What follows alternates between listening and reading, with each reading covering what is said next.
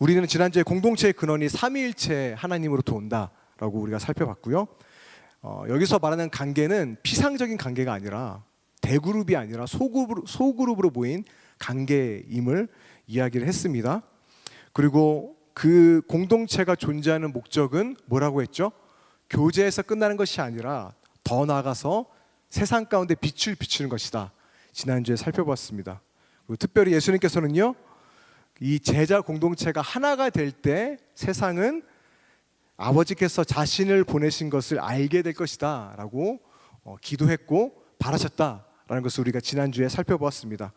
오늘도 저는 공동체가 얼마나 중요한 것인지 설교를 하도록 하겠습니다.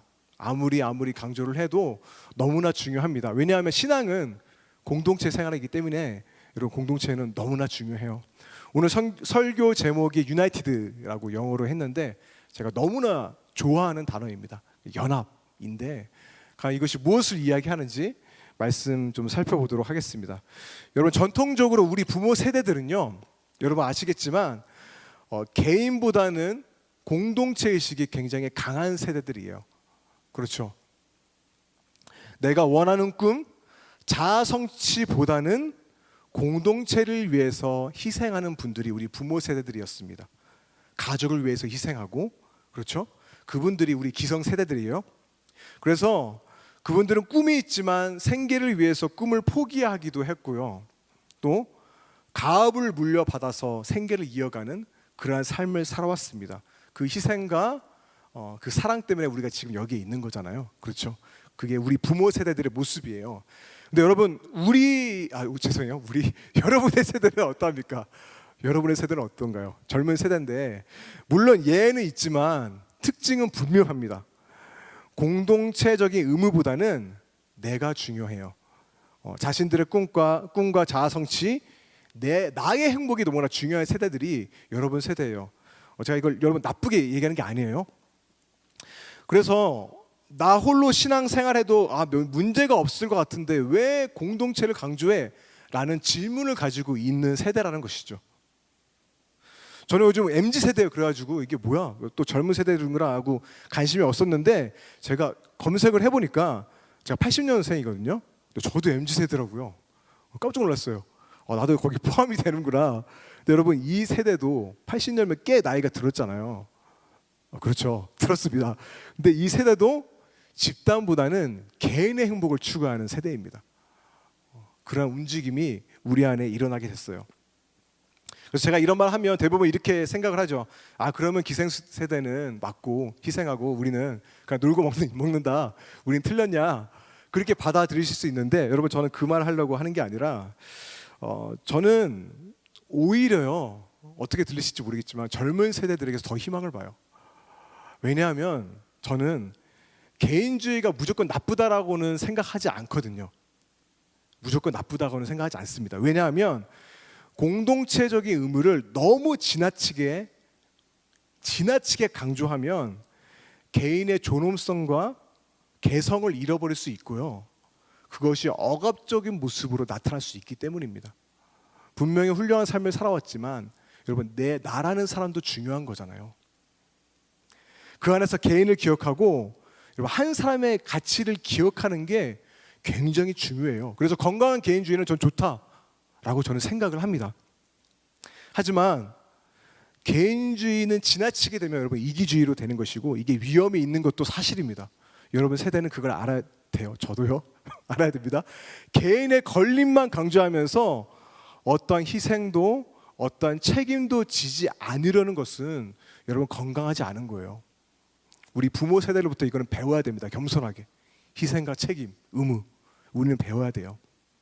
그렇게 여러분, 우리가 조금은 더 공동체 의식을 가져야 합니다. 책임과 약속, 의무가 우리 가운데 필요하다라는 거예요. 그렇다면 우리가 지난주에 하나가 되어서 주님을 나타내자라고 이야기했잖아요. 함께 찬양하며 기도했습니다. 그런데 여러분, 이 하나됨이라는 개념도요, 성경이 말하는 이 하나됨과 어긋나 있다면 너무나 역설적이지만 이 하나됨이라는 기준으로 인해 또 하나가 되지 못하는 결과가 일어날 수 있다라는 것입니다. 기성세대가 생각하는 하나됨과 이 우리 젊은 세대에 바라보는 하나됨이 틀릴 수 있다라는 거예요. 자, 예를 들어서 잘못된 하나됨은, 예를 들어서 극단적이지만 이걸 독일의 나치즘 같은 경우는 정말 하나됨의 구호를 외쳤습니다. 여러분 어떠합니까? 이들이 말하는 하나됨은 그냥 기계로 찍어내는 하나됨이었어요. 획일성. 개인의 모든 개성과 같이 싸그리 무시하고 나라와 민족주의의 개인을 꾸겨 넣어버리는 그런 하나됨이었습니다. 폭력적인 하나됨이었죠. 이들의 아무리 좋은 언어로 하나됨을 외쳤지만 결과는 분열과 반목이었습니다. 여러분 그렇습니다. 좋은 구호와 멋있는 말이다 할지라도 이것은 인간의 야망이 될 수 있다는 것이고 성경의 가르침에 위배될 수 있다는 것을 우리는 기억해야 한다는 거예요. 그러면 성경에 말하는 하나됨이란 무엇인가? 먼저는요, 우리가 어떻게 하나님의 백성이 되었는지 우리가 살펴봐야 하는 것입니다. 출애굽기 6장 6절과 7절을 보게 되면 이러한 말씀이 있어요. 그들의 노역에서 너희를 건지며 편팔과 여러 큰 심판들로서 너희를 속량하여 너희를 내 백성으로 삼고 나는 너희의 하나님이 되리니 라는 말씀입니다.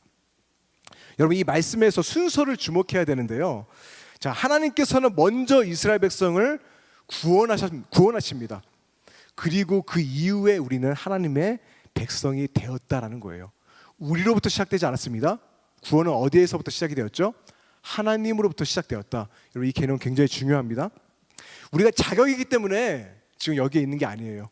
하나님의 은혜 때문에 우리가 여기 있다라는 것입니다. 그래서 하나됨은 우리로부터 오는 게 아니에요. 우리의 기준이 아닙니다. 하나님이 정해주신 기준에 우리가 맞춰야 되는 거예요. 여러분 이것이 왜 중요하냐면 오늘 우리가 왜 이렇게 모여 있는 겁니까? 같은 고향 출신이라서? 아니죠.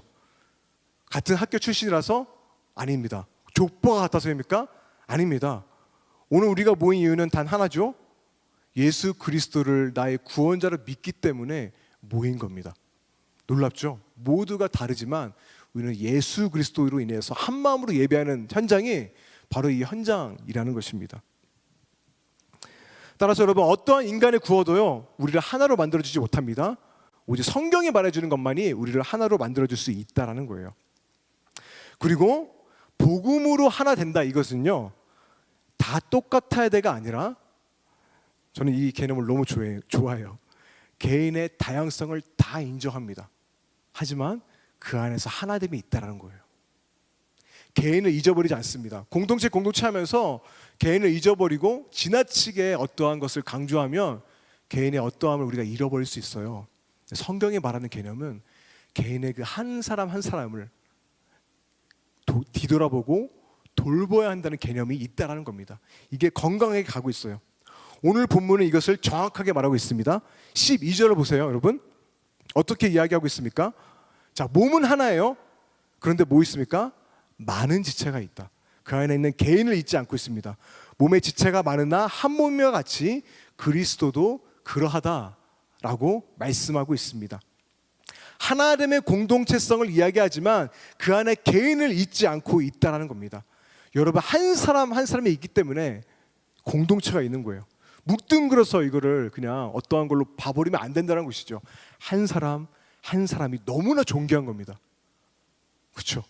여러분 얼마나 독특합니까? 개개인의 얼마나 소중한 존재입니까? 성경은 이것을 담고 있다는 거예요. 13절입니다. 우리가 유대인이나 헬라인이나 종이나 자유자나 다 한 성령으로 세례를 받아 한 몸이 되었고 또 다 한 성령을 마시게 하셨느니라. 여러분 문화도 다르고 국적도 다른 유대인과 헬라인 어떻게 하나가 될 수 있습니까? 신분도 달라요.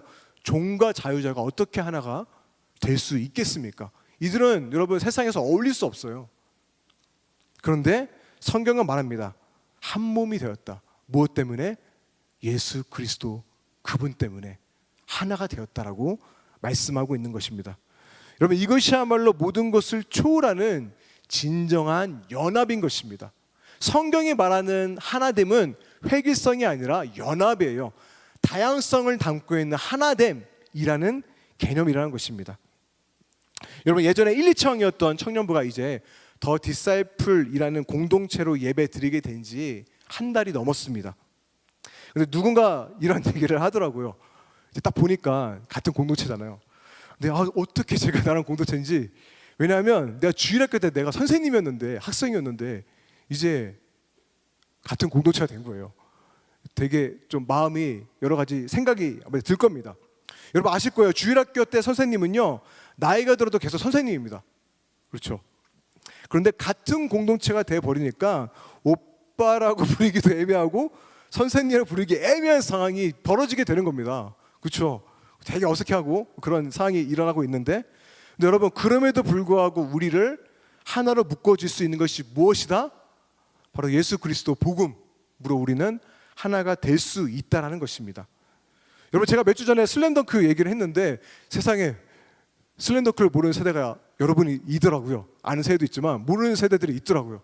그래서 그렇구나. 저도 그 문화 차이를 느낍니다. 엄청난 문화 차이죠. 그냥 저에게 있어서는 인생이었는데 슬램덩크가, 그렇죠. 헬라인과 유대인의 문화 차이 같은 거예요. 그런데 이 세대가 어떻게 하나로 어울려질 수 있을까? 아까 광고 영상에도 봤죠.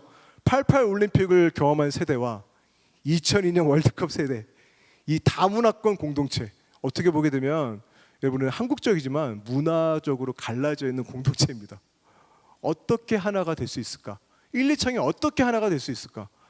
바로 우리가 복음 안에서 정렬될 때 가능하다라는 겁니다. 어떠한 것도 여러분 이것을 하나로 만들어주지 못합니다.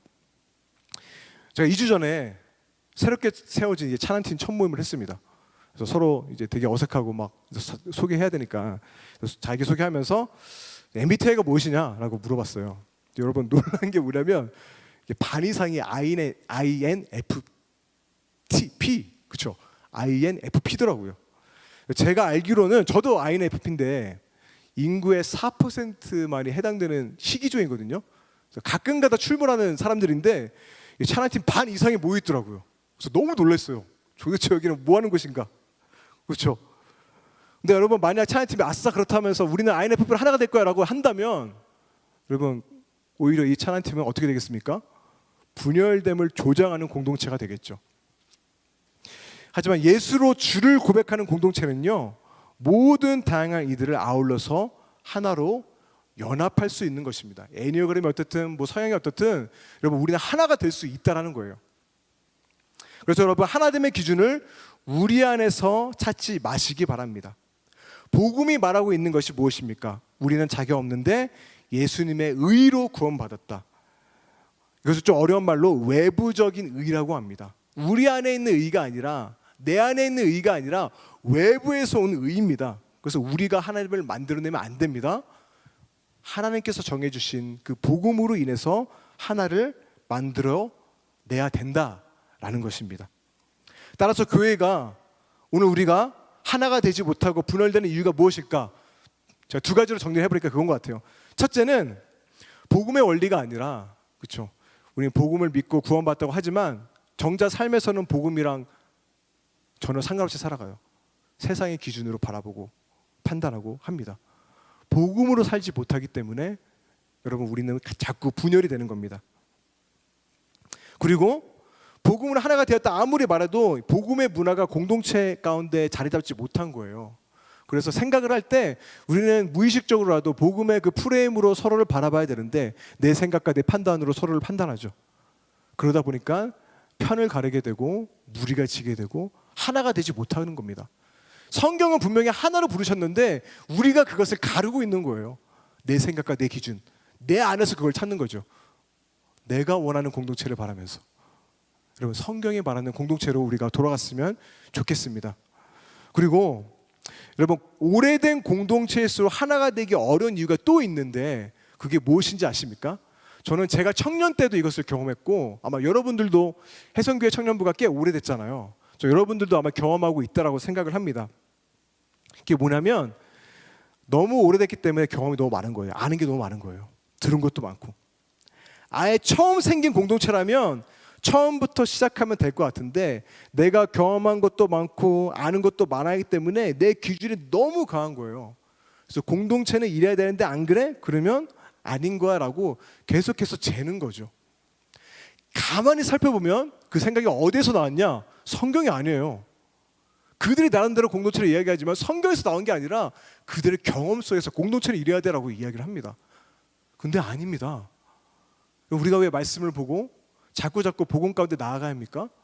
그렇게 돌아갈 때 우리가 진짜 계속해서 초심으로 하나가 될 수 있기 때문인 것입니다. 이것이 사람에 대한 것으로 이어질 수 있어요. 여러분, 제가 모태인 신앙이었지만 방황하다가 예수님을 인격적으로 만난 케이스예요. 그래서 제가 교회에는 다니지만 이게 모태 신앙들이 방황하지만 교회는 예배는 꼬박꼬박 나오잖아요. 그렇죠? 그렇죠? 예배는 꼬박꼬박 나오고 교사까지 다요. 저는 그랬는데 모르겠습니다. 그래서 내가 어떻게 노는지 공동체는 다 압니다. 아, 쟤 저런 애야 라는 것을 너무나 다 잘 알아요. 근데 제가 막 바뀌니까 바뀐 저를 공동체가 받아들이질 못하더라고요. 의심을 하더라고요. 쟤 연기 아니야? 이상한데? 예전에 쟤 놀았던 애인데? 제가 어떻게 하고 다니는지 다 아는데? 쟤 왜 저렇게 열심히 하지?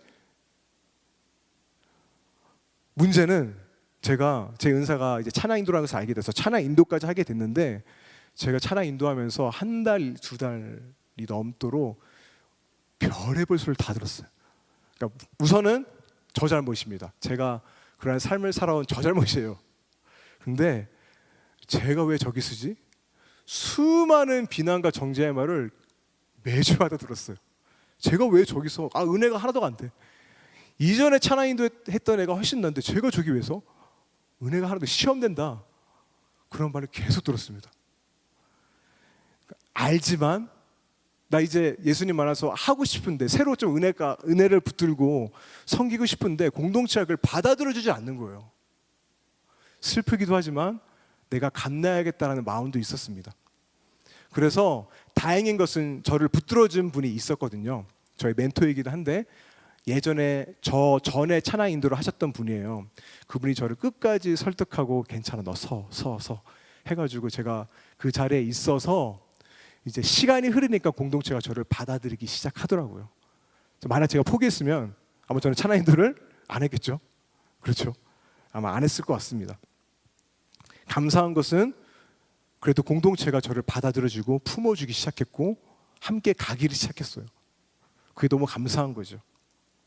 여러분, 사도행전 보게 되면 사도 바울이었을 때 예수님의 제자를 핍박하는 살기와 위협이 가득한 자였습니다. 정말 무서운 사람이었어요. 피도 없는 사람. 그래서 이 바울은 예수님을 따르는 자들을 핍박하기 위해서 다메섹으로 가던 중이었습니다. 그때쯤에 다메섹에 아나니아라는 사람이 있었어요. 자, 여러분, 아나니아는 이미 사울을 너무 잘 알았던 사람입니다. 그 만행, 얼마나 교회를 핍박한 자인지 너무나 잘 알았습니다. 그래서 사울이 다메섹에서 온다? 난 죽었다. 그걸 이미 아는 사람이었어요. 나는 이제 붙잡히겠구나. 그런데 아나니아에게 주님의 음성이 들려옵니다.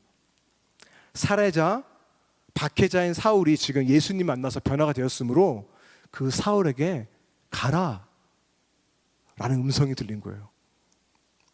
주님의 음성이었지만 아나니아는 너무 두려웠을 거예요. 죽이는 앤데 어떻게 얘한테 가? 변화가 되었다 믿기지 않는 거죠. 근데 여러분, 아나니아는 즉각 순종합니다. 그 장면이 사도행전 9장 17절 말씀에 나와 있습니다. 아나니아가 떠나 그 집에 들어가서 그에게 안수하여 이르되, 형제 사울아, 주곧 내가 오는 길에서 나타나셨던 예수께서 나를 보내어 너로 다시 보게 하셨다. 여러분, 아나니아가 지금 사울에게 뭐라고 부르죠? 핍박자라고 부릅니까? 아니죠. 형제라고 부릅니다. 형제. 놀라운 거예요. 며칠 전까지만 해도 죽이려고 혈안이 되었던 그들을 예수께로 변하게 된 그 모습을 믿고 형제로 받아들입니다. 가족으로 받아들인다는 거예요. 과거에 어떠한 삶을 살았든지 그 중요하지 않습니다.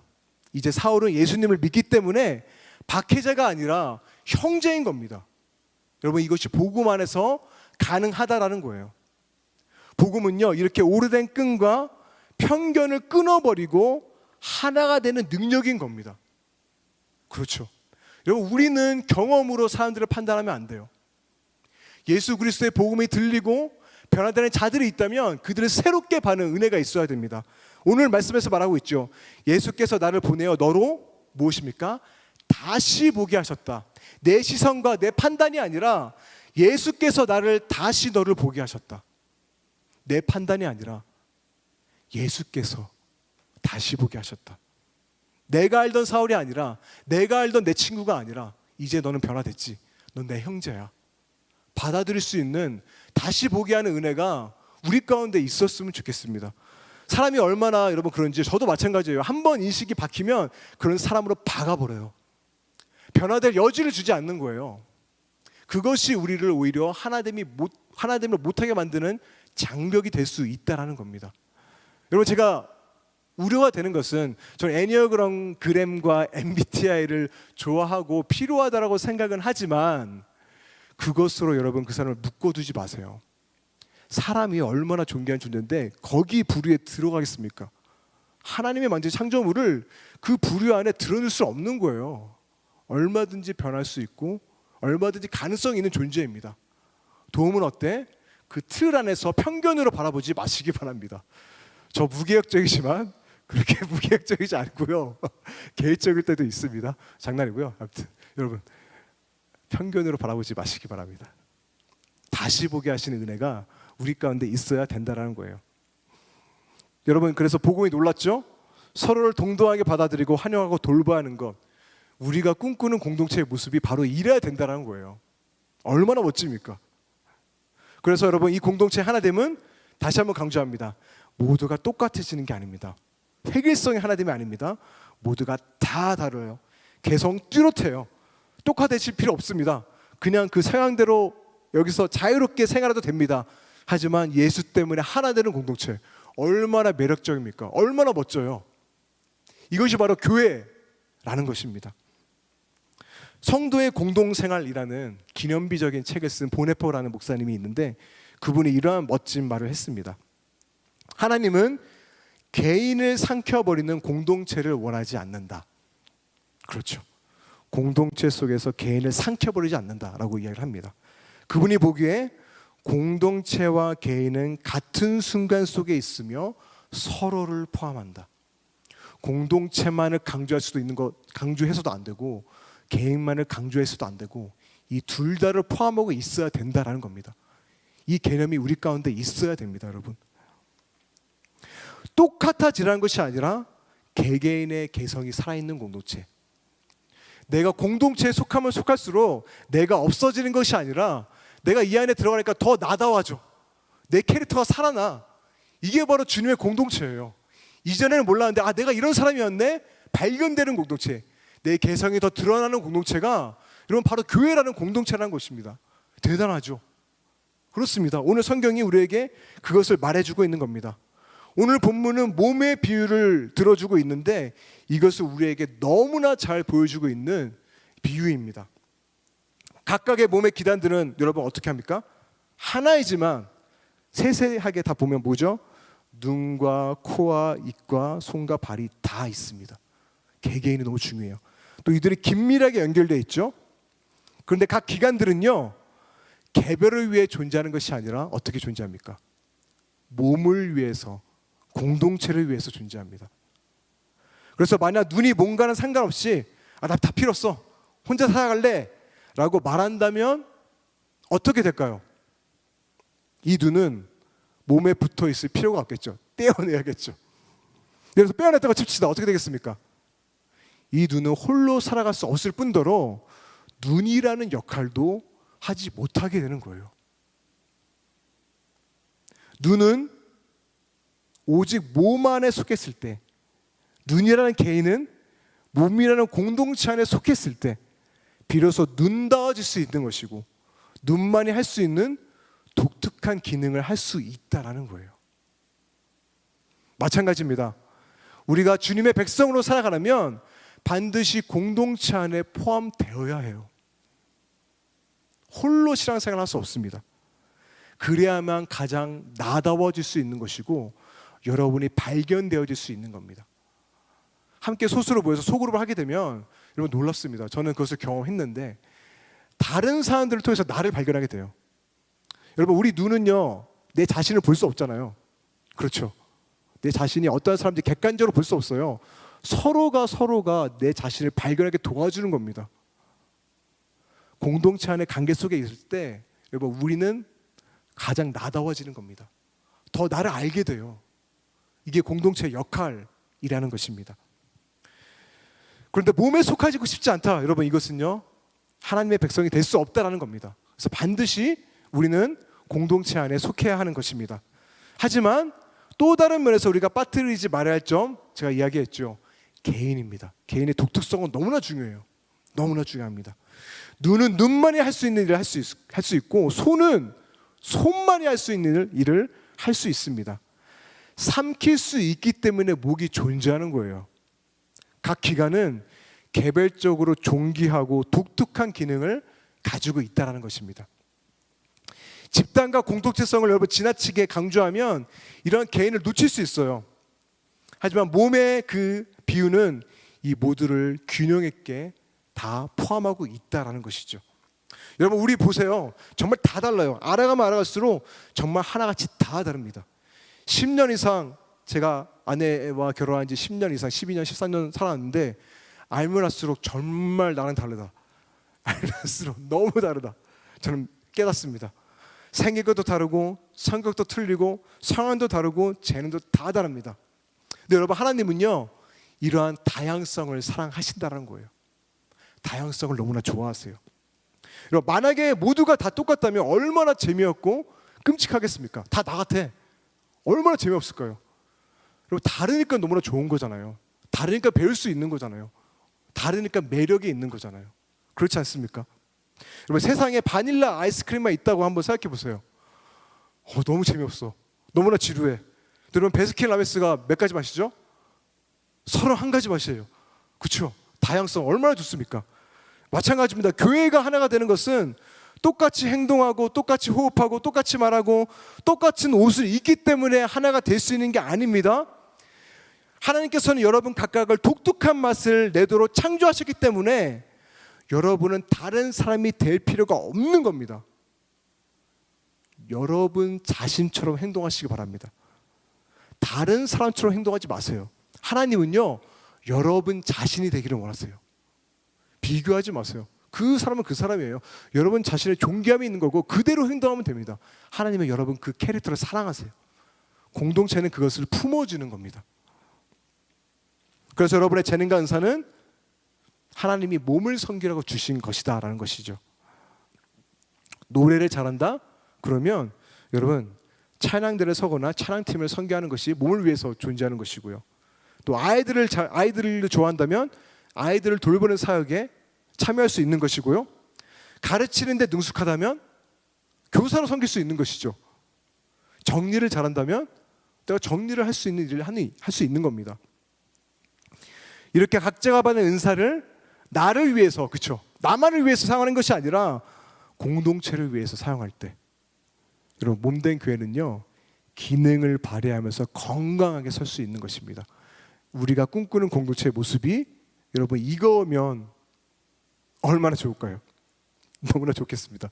저는 제가 꿈꾸고 소원하는 바는 우리 가운데 이러한 일이 좀 자발적으로 일어났으면 좋겠어요. 제가 사역을 하다 보니까 가장 힘든 게 뭐냐면 소수의 사람들만 섬긴다라는 거예요. 그게 좀 안타깝더라고요. 각자의 재능과 잘한 것이 있는데 왜 소수의 사람들만 섬길까? 너무 안타깝습니다. 그래서 제가 소망하는 부분은 이 사역에 이 사람이 필요하니까 헌신하십시오라가 아니라 여러분들이 먼저 저에게 찾아오세요. 이렇게 말하면 찾아온 사람 한 명도 없을 테지만 목사님 제가 공동체 보니까 이분이 좀 약해요. 제가 섬길게요. 문제를 얘기해도 전 너무나 좋습니다. 하지만 제가 그거를 채우기 위해서 내가 헌신할게요. 하나님 내가 지금 예배 드리는 거 보니까 여기가 없네요. 제가 할게요. 기다리지 마시고 여러분 나오셔서 여러분이 하고 싶은 일을 하세요. 여러분 우리는 몸된 교회를 위해서 여러분의 재능과 은사를 사용하기 위해서 우리가 모인 겁니다. 일을 하는 것이 가부화가 돼서 여러분 지금 좀 약간 뒤로 물러나 있는 것이지 공동체를 섬기는 건 너무나 기쁜 거예요. 만약 일이 많다면 제가 조율하겠습니다. 혹시나 내가 공동체를 섬기는 일을 하고 싶다면 얼마든지 저에게 찾아오세요. 그래서 제가 이 부분 섬기겠습니다. 헌신하면 너무 웰컴입니다. 너무 감사합니다. 여러분, 그렇게 하게 될 때 우리 공동체는요, 정말로 멋지게 든든하게 세워져 갈 것입니다. 말씀을 정리하면서 제가 개인적인 이야기를 들려드리고 이제 마치도록 하겠습니다. 제가 설교 때 몇 번은 이야기했던 것이지만 오늘은 공동체에 대한 또 이야기이고 또 청년들이 모인 자리이기 때문에 이야기를 하도록 하겠습니다. 제가 예전에 일청 설교 때 했던 것 같은데 모르겠습니다. 여러분, 저는 어렸을 적에 예수님을 알지 못했을 때, 그렇죠? 만나지 못했을 때 교회에서 말하는 구호가 뭡니까? 하나가 되어야 된다. 저 이게 너무 싫었어요. 하나가 되어야 된다. 제가 그 약간 성향 차이도 있겠지만 저에게 있어서 하나 되면 굉장히 억압으로 다가왔어요. 모두가 똑같아지라라는 말로 들렸기 때문입니다. 이게 제 성향과도 관련이 있는데 제 성향을 보게 되면 다른 사람들과 똑같아지는 것을 싫어하는 성향이에요. 그래서 제가 이렇게 받아들인 것 같아요. 제가 철이 없으니까. 그렇죠. 이 말이 너무 싫었습니다.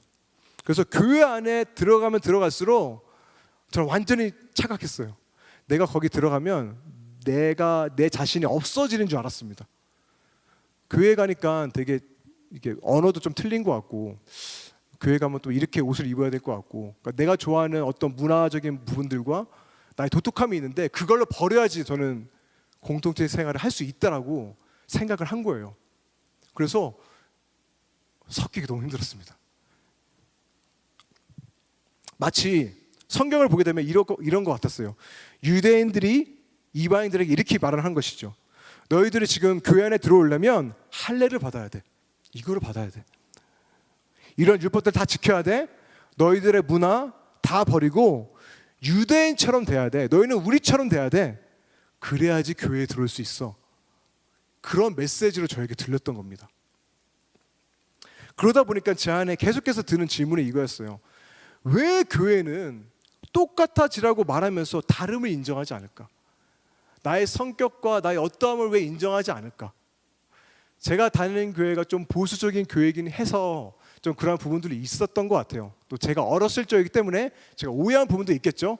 하지만 제가 그때는 저라는 사람이 받아들이지 않는, 섞기로 해도 제가 기름 같아서 튕겨져 나오더라고요.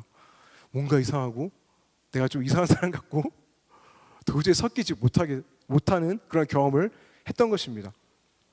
그래서 이것 때문에 교회를 떠난 친구들도 굉장히 많았어요. 상처받고 도저히 들어갈 수가 없는 거예요. 이들의 하나님이 너무나 강력해서 도저히 들어갈 수가 없어요. 그러다 제가 복음을 깨닫는 그 순간에 제 모든 고민들은 해결이 됐습니다. 너무나 제가 착각한 거예요.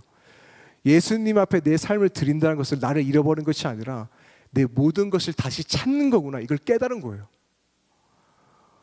더 나더해지구나. 김세훈이라는 이름이 없어지는 게 아니라 더 김세훈 더해지는 거구나. 내가 교회 안으로 들어가면 들어갈수록 다 나의 나다움이 더 드러나는 거구나. 이거를 깨닫고 저는 소름이 돋았습니다. 아, 이게 복음이구나. 이게 교회의 하나됨이구나. 너무 멋지다. 이런 공동체 경험해보고 싶다. 이런 공동체 만들고 싶다. 그래서 청년부 때 어떻게든 비집고 들어가서 섬기고 함께 기도하고 헌신했던 저 청년의 시절이 있었습니다. 물론 그 과정은 쉽지 않았지만 저는 그때 함께 헌신했던 친구들과 함께 기도했던 것들이 오늘 열매로 맺어질 줄로 믿고요. 그 공동체 아직까지 있거든요. 지금 그 공동체를 보면서 너무나 큰 기쁨이 있는 것 같아요. 여러분, 예수님께서 십자가에서 이루신 일이 뭐냐면 이방인들로 유대인처럼 똑같이 되라는 것이 아닙니다. 예수님께서는 그리스도의 피로 구속함을 받는 완전한 새로운 공동체를 세우시기 원하셨다라는 거예요. 아웃사이어였던 이방인뿐만 아니라 인사였던 유대인들도요, 어떠한 쪽도 아닙니다. 완전히 새로운 3의 기준이에요. 예수 그리스도, 복음으로 거듭난, 여기에서 우리는 모두가 하나가 될 수 있는 것입니다. 여러분, 이것은 우리가 만든 기준이 아닙니다. 인간의 문화가 아닙니다. 복음이 만들어낸 기준이다라는 것입니다. 여러분, 사도행전 13장을 보게 되면 놀라운 교회의 모습이 보이는데 안디옥 교회의 모습이 나옵니다. 근데 이 교회의 모습이 어땠냐면 구성원들을 보세요. 자, 먼저는 바나바라는 유대인도 있었습니다. 유대인들의 민족주의는 굉장합니다. 그들의 우월함은 굉장해요. 민족주의 엄청납니다. 근데 니게르라는 하는 시몬, 니게르가 뭐냐면 니그로, 흑인이에요. 유대인이라면 이방인들 보고 얼마나 멸시했을까요? 하지만 교회는 형제입니다. 형제가 될 수 있었습니다. 루기오라는 이방인도 형제가 되었고, 심지어 권력자인 헤롯의 젖동생인 마나엔 얼마나 판단하고 나쁜 권력자의 가족이라고 여길 수 있겠죠? 그들도 가족으로 받아들입니다. 형제로 받아들여요. 또 결정적으로 예수를 핍박했던 사울도 있었습니다. 이거 만날래야 만날 수도 없고 이거 섞일 수가 없는 거예요. 근데 여러분, 이들은 공동체를 이루었고 한 교회를 이루었다라는 것입니다. 여러분, 세계 역사상 남자와 여자, 주인과 노예가 동등하게 모인 기간이 어딘지 아세요? 최초 교회입니다. 자랑스러워야 돼요. 정말로 놀라운 거예요. 세상을 변화시킨 게 교회예요.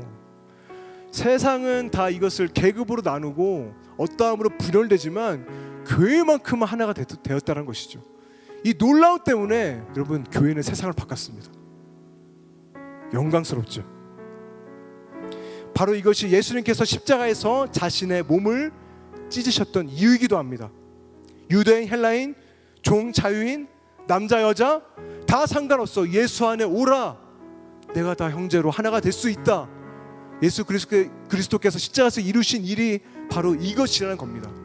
이것을 우리가 너무나 귀하게 여겨야 돼요. 지켜야 돼요. 이 문화를 우리 가운데 붙들어야 되는 것입니다. 여러분, 이것이야말로 나라와 나라를 뛰어넘고 지금 얼마나 서로 안에 혐오와 반문화적인 그러한 시기와 질투와 갈라짐이 얼마나 심합니까?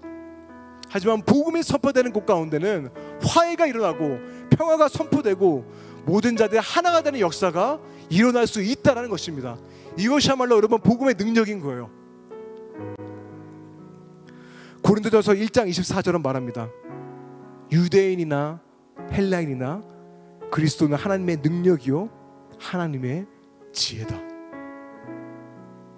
뿐만 아니라 예수 그리스도를 믿어 구원을 얻는다는 이 복음의 원리는요, 모든 갈등과 반목가 있는 사람들을 하나 되게 하는 놀라운 말씀입니다. 에베소서 2장 13절 14절입니다. 이제는 여러분, 이제는 예수 그리스도의 시대예요. 이제는 전에 멀리 있던 너희가 그리스도 예수 안에서 그리스도의 피로 가까워졌다. 갈등과 편견과 서로의 이기심과 당파로 나눠졌던 모든 것들이 이제는 예수 안에서 하나가 되었다. 그는 우리의 합형이신지라 둘로 하나를 만드사 원수된 것 곧 중간에 막힌 담을 자기 육체로 하셨다. 이것이 교회입니다. 영광스럽고 너무나 멋지죠. 꿈꾸고 싶지 않습니까? 여러분 세대에 누리고 싶지 않으세요? 얼마나 영광스러울까. 여러분, 복음이 선포되는 곳에서는 언제나 관계 회복이 있습니다. 예수님께서는 우리와 하나님과의 관계를 회복하셨고 사람과 사람과의 관계를 하나 되게 함으로 그 모든 것을 십자가에서 다 이루셨습니다.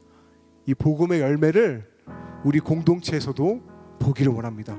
함께 소망했으면 좋겠습니다. 더 디사이플 공동체 여러분, 주 안에서 형제 자매된 여러분, 우리 안에 이 복음이 역사하고 있나요? 이 복음이 역사하고 있나요? 아니면 그저 경험했던 그 문화만이 우리 안에 남아 있습니까? 우리 안에 복음이 있나요? 복음의 눈으로 서로 형제를 바라보고 있나요? 여러분, 예수님께서는 제자의 조건에 대해서 결정적으로 이렇게 말씀하셨어요.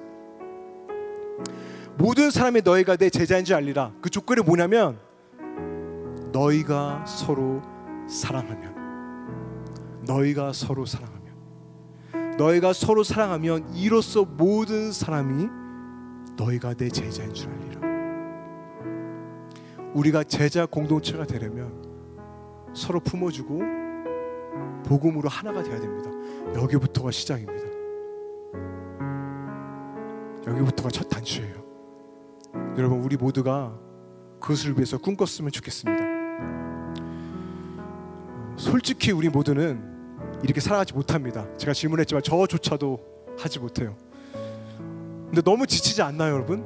내 생각으로 판단하고 분열하고 정죄하고 막 재고 있지도 않은 얘기 통해서 서로를 판단하고 너무 지치지 않았나요? 이제는 앞으로 나아가야 되잖아요. 복음 안에서 하나를 이룸으로써 나아가야 되잖아요. 그래서 오늘 함께 원하는 것은, 오늘 말씀 가지고 누구도 죄는 아닙니다. 우리 모두는 예수님이 필요해요. 공동체 하나 되기 위해서는 그 누구가 아닙니다. 바로 내가 예수님이 필요합니다. 하나님, 저는 그 복음의 능력으로 살아갈 수 없습니다. 저는 은혜가 필요합니다. 하나 되게 하신 주님의 은혜가 필요합니다. 우리 안에 막힌 담을 자신의 육체로 허신 그 주님의 은혜가 필요합니다. 함께 찬양하고 기도할 수 있는 오늘 이 시간이 되기를 바랍니다.